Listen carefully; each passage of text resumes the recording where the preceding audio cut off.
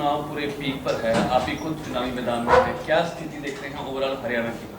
देखिए, सभी जगह मोदी साहब के लिए एक लोगों में अलग से है, और मोदी वर्सेस राहुल गांधी है, तो राहुल गांधी कहीं फाइट नहीं आ रहे। देखिए, उन पे बराबर का दबाव है, अखिलेश यादव उनके बराबर है, शरद पवार हैं, डीएमके उनके बराबर है, तेजस्वी हैं, लीडरशिप है ही नहीं ना।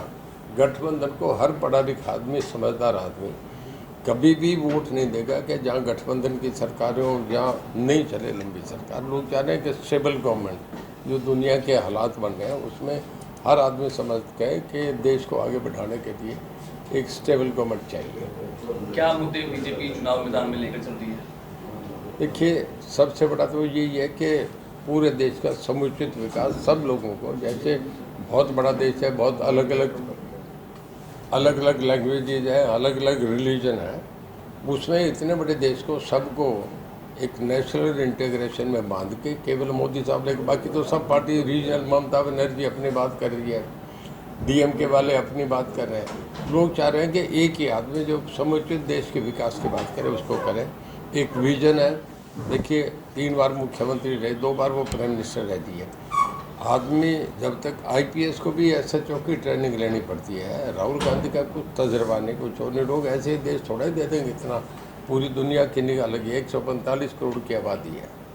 हरियाणा के जो 3 विधायक हैं, इनका हरियाणा की सियासत पे क्या असर मानते हैं? नहीं, कुछ नहीं है। जब चुनाव में आम होता है कि जब चुनाव के मौके जिसको टिकट नहीं मिलती थी अपने टिकट के लिए, उन्हें यहाँ ये हो गया तुम्हें नहीं मिलेगी टिकट, तो चले गए। ऐसे उधर से भी कुछ लोग आ जाएंगे, वो भी आएंगे, आप देखेंगे। कांग्रेस सपना देख रही है सरकार बनाने का 24 में ही, इसी विधानसभा से पहले। कैसे बना लेंगे? तीनों की मेंबरशिप तो उसी दिन चली। मैं जब बीजेपी ज्वाइन करी उसी दिन मैंने रिजाइन करके पार्टी ज्वाइन करी।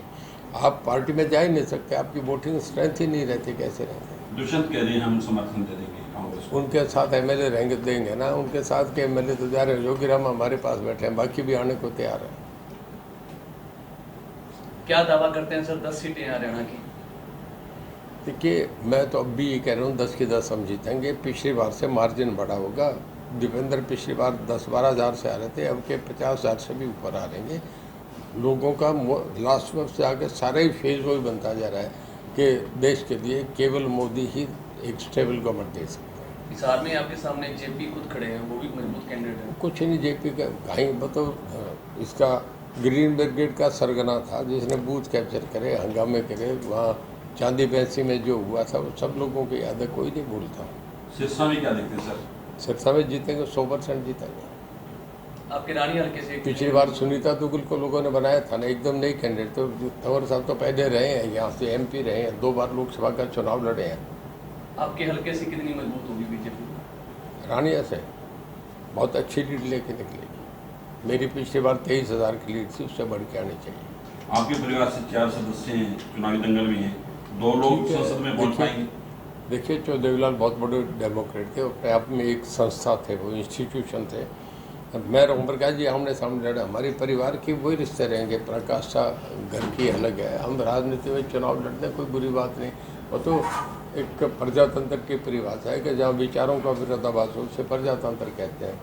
वो अलग डालें, वोट डाल के अगले दिन हम कच्ची चाय पी लेंगे, क्योंकि हमारा 2 लोग पहुंच जाएंगे संसद में हैं। 2 सदस्य आपके परिवार के किसमें? लोकसभा में? जी सर। ये तो राजेंद्र को पता होगा, मैं तो पहुंच रहा हूँ, एक दूसरे की जानकारी तो है। Thank you sir.